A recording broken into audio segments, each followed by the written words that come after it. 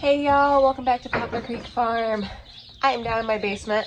So we ended up moving the chicks down to the basement because it was so cold outside that I just didn't want to risk them freezing and dying. We did end up losing 5 chicks total. 1 came dead though, so really 4 were lost. We put them, initially we put this whole tub by the fireplace, by the wood stove, and heated them up pretty good. And I had a few people worry, put it down guys. I had a few people worried that the metal was going to get too hot, but it didn't get hot at all actually. And they've been fine. And now down in the basement there is some heat and it's a lot warmer in here. We have cardboard on top with some wood because we have cats, and I have a cat that is indoor outdoor and he has, you know, attacked little birds. But they're in here and they're doing really well, so I wanted to show you. Hi, chickies. So they go on and off the heat plate.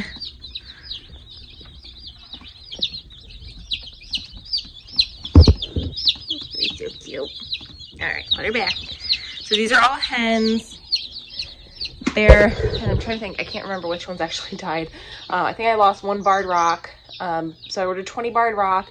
I ordered 5 prairie belle blue egg layers, 10 olive eggers, and 10 starlight green egg layers. So just so we have some, you know, color in our egg basket. So now we're gonna go ahead and start some what? Seeds. We're gonna start our onion seeds and some brassicas. All right, so before I actually go ahead and get started with the seeds, I'm gonna go over a little bit of my process and how I start seeds and how things are gonna change a little bit this year from how I normally do it. So the big thing is my seed starting mix. I think that is a huge component of why my seed starting is successful. This is what I use. I use Burpee's Organic Seed Starting Mix. It is made with coconut coir versus peat moss. I've talked about it many times about peat moss. Peat moss is extremely bad for the environment. Harvesting peat moss. Having peat moss, like a natural peat bog, is actually very good for the environment because that sequesters carbon and holds on to carbon. Every time they go in and harvest, they're releasing carbon into the atmosphere, which is horrible for the environment. So coconut coir is a more sustainable, renewable resource that is just a byproduct of the coconut industry. So this is something that I am very big on using. You can get them in, you can get them in bricks, which is a little bit different. This is just coconut coir, very similar. This you just have to rehydrate and it like explodes. Like it goes from like this to, you know, the whole bag size pretty quickly. But it doesn't have any nutrients in it, whereas this has a little bit of nutrients to give the seeds, you know, some nutrients starting out. And this is what that looks like, where it's got some of the little white, you know, specks. And it is a 106.03.03, which is the nutrient makeup, the nitrogen, phosphorus, and carbon. And which one's in which order, I can never remember 100%. I always have to look it up. But either way, I'm telling you, this stuff is great. It's nice. It's very fluffy. It also forms really well for, once it's nice and wet, it forms up really well for soil blocks, which is what I use primarily. This is my soil blocker. Yes, I need a new one. It's extremely rusted. It was left one year. I left it for like a week in my soil mix it was a little bit moist, and it rusted really bad. But it still works. It's just not pretty. These little nipples on it create little indents, which is perfect for your seeds. I'm not going to use that for my onions this year because onions don't really have to be spaced out much when you're starting them just inside. They can be pretty close together, and that makes 50 cells in a 10 by 20 tray. And I think I can do more than 50 in a tray of the onions. But for like my brassicas, I will use it. For my tomatoes and my peppers this year, I'm actually going to just go ahead and start them straight in the 2 by 2 little pots, which from Bootstrap Farmer. We use these. I like these. They are worth the money. They are a bit more of an investment than like a typical, you know, cheap 2 by 2, but these will last. So they are not a super cheap plastic. They are a nice, hard, sturdy plastic, and they last me a few years unless like we step on them or something out in the yard. I've always done seedling sales in the past. And I don't think I'm going to do seedling sale. I'm not doing seedling sales this year. Not that I don't even think I'm going to. I'm just not going to. I am going to start some seeds for like my neighbor, my mom, my sister, my mother-in-law. Like we'll start seeds, you know, for them. But I'm not starting them. This is the kitty who I'm worried about getting the birdies. Oh, spiky poo. He's a sweet boy. I'm just trying to figure out what the heck we're doing. So I'm going to start all my seeds for like my tomatoes and my peppers in the 2x2s instead of starting them in soil blocks and then up potting them. So what I'm going to do is I'm going to actually fill these about halfway or maybe a little more than halfway with a potting mix. And then just the top is going to be the seed starting mix, because then the seed can germinate really well in this. Potting mix is a little bit more dense and sometimes it's really clumpy, which just makes the seed, makes it a little more difficult for the seed to actually germinate. So this on top will allow the seed to germinate well, but then it'll have the nutrients from potting mix, which we also, you know, we fertilize our seedlings. My seed starting setup is like a total hot mess. We moved everything around this past year, so things are just kind of everywhere. But we'll bottom water, you know, we use our 10-20 trays, we use the mesh trays that go inside of the 10-20 trays. Again, all that's from Bootstrap Farmer because just quality. Let's get started with some seeds. Alright, so I found my onion seeds. Okay, a minute. This year I'm growing, that's upside down, a hybrid white onion. They're called Sierra Blanca. They're an F1 hybrid from Johnny's Selected Seeds. That is a new one for me. I always order my onion seeds from Fruition, but they don't have white onions. They have yellow and red. And so I needed to find a white onion to grow, and I'm going to try those. The other ones these are ones I've grown before. Rosa di Milan, which is a red onion. They're wonderful. They grow really well. And then my New York Early, which is a sweet yellow onion. Very good as well. So like I said, I'm going to moisten this coconut core, or the burpee seasoning mix. I'm going to moisten it, and then we're going to just fill this 10-20 tray with the black insert. We're going to fill it up. Leave a little room, but this will allow me to bottom water. And then we're going to kind of just poke a bunch of holes. I think I can fit about 100 in each tray, 100 seeds in each tray. And I have a ton of seeds. So I'm probably going to start a couple trays. I'm going to do at least 100 of each variety. Okay.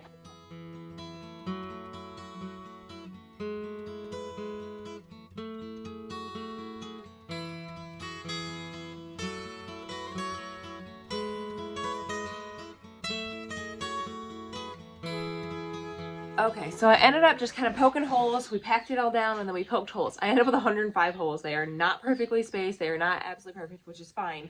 Again, these don't get huge in here. Honestly, the bulbs end up about that big in here, and then we take them outside and we plant them outside fairly early. Onions go out, I believe it's in April.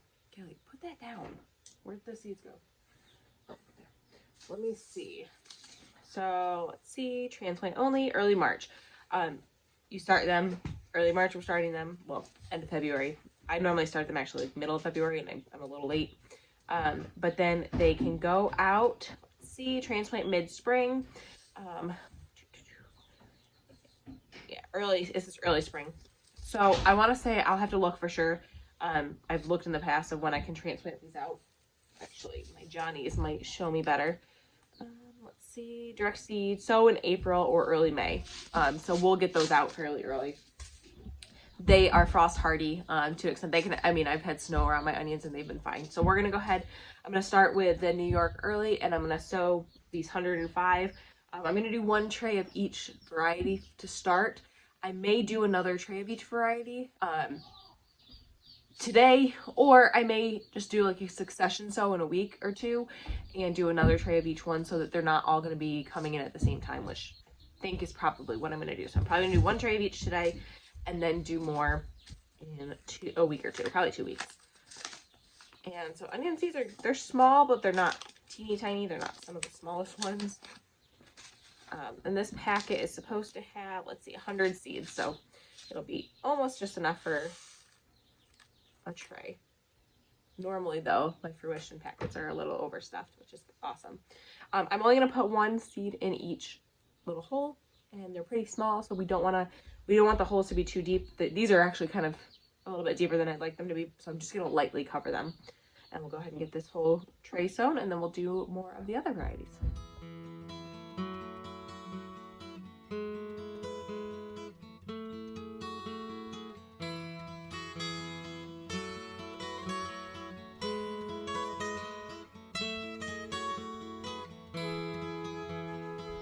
So I tried really hard to get one seed in each hole, and I can tell you for a fact I did not. There's like 2 or 3 in a lot of these holes, so that's fine. What I'm going to do now is I'm going to put this on a heat mat and allow it to germinate, and then we will turn the lights on once they start popping up. I don't turn my grow lights on until they're actually popping up because it's just kind of a waste of energy. They don't need the light to germinate. They only need light once they have germinated. So I'm just going to cover these up, and we'll get them on a heat mat, and then we'll get the rest of these seeds going.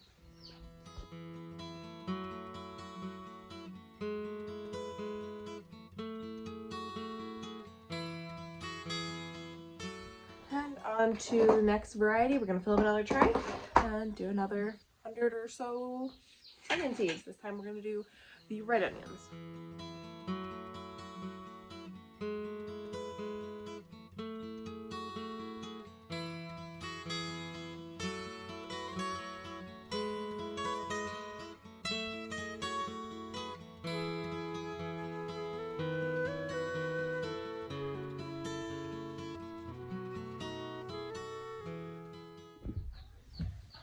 One thing that I see a lot of questions about in gardening groups is can you plant an onion that has sprouted and get more onions?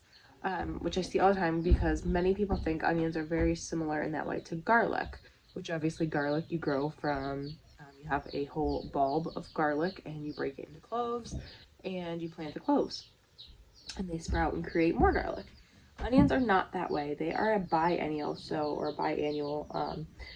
So that means that they produce seeds every other year. They don't produce seeds every year.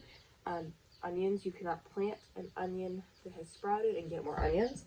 You will, if you plant an onion that has sprouted, you will get a really pretty flower. It's an allium, and they're really very pretty. They're like a bulb flower. And although you won't get more onions, you'll get seeds. That is how you get this. The seeds is you have to have an onion. Many people leave onions in the ground for, they'll overwinter them after they've planted them 1 year, and then they save the seeds, and then they'll plant the seeds for the next year.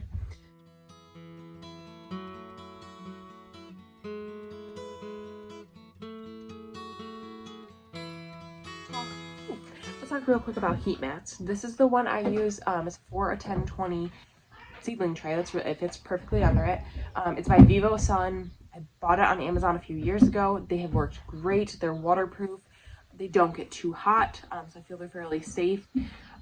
We've used them, like I said, this is our 4th season using them, and they're still working fine. I plug them into a power strip because I have like 11 or 12 of these. And like when I'm starting tomatoes and peppers and everything else, they're pretty much all being used. So I'm getting all the onions on them. I only use heat mats until they've germinated. Now, if I see like a couple popping up, I don't turn them off right away. I turn them off once 90% of them have germinated. And that's when I do turn the the grow lights on as soon as they've germinated because you don't want them to get tall and leggy. Onions, not as big of a deal, but like tomatoes and peppers, huge deal. And so I will drop down these lights so you can see behind me down to like right above the seedlings once they start germinating, and have those on for typically 16 hours a day. I have a timer just right there. I'll plug it into the plug, and then I set it for turn on at 16 or at whatever, turn on at like 4 a.m. And turn off 16 hours later, and it's really nice. So hands off. I do bottom water, and I bottom water every couple days. I will have a fan going once I get more seedlings going. I don't get a fan going right away unless I notice that they're getting, overly moist. But this is our basement. We have a dehumidifier down here, so I don't notice issues with mold or anything else on them. So lastly, I'm going to do a tray. I'm probably going to do 2 trays of cabbages. I'm hoping I have 100 of, well, I'm going to do 50 green cabbages and 50 red cabbages. I'm hoping I have enough seeds of each of those. I know I have enough cabbage seeds overall, but I have a lot of different varieties. And I kind of just want to stick with one variety of green and one variety of red. Instead of having 50 different varieties I'm trying to sell. It's not as easy. It's easier when you're selling for, a market to have just singular varieties, not too many different kinds. All right, so now I'm going to show you guys what I do with soil blocking. I've already made one row, which is 4 blocks, and then I do a row at the end here, at the very end, and actually I end up with like 2 that I have to do, just 2 in here. Now again, my soil blocker is well loved, well used, and not in the greatest shape, so it's kind of rough. But basically what you do is you come over to your soil. It has to be fairly moist because you want it to stick together. And you kind of clump it all. Shove it in. You're gonna look at the bottom, kind of smooth it out. Then come over here. Set it fairly close to the other ones, kind of right up against it, and just release. And then you get these perfectly little dimpled soil blocks. So I'm gonna do red express cabbage, which has always been the red cabbage I've done. And then I'm doing a hybrid storage green cabbage. I'm gonna do 50 of each, so 1 full tray of each.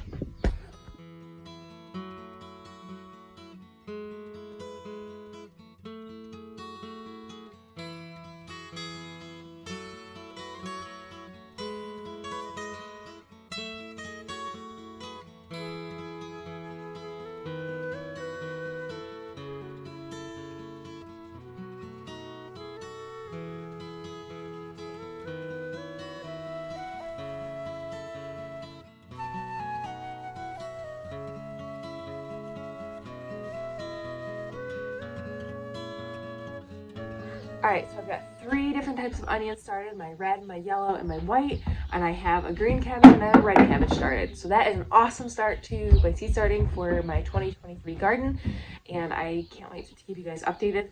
Next, I'll probably be starting some different brassicas, some cabbages, cauliflower, not cabbages, just started cabbages.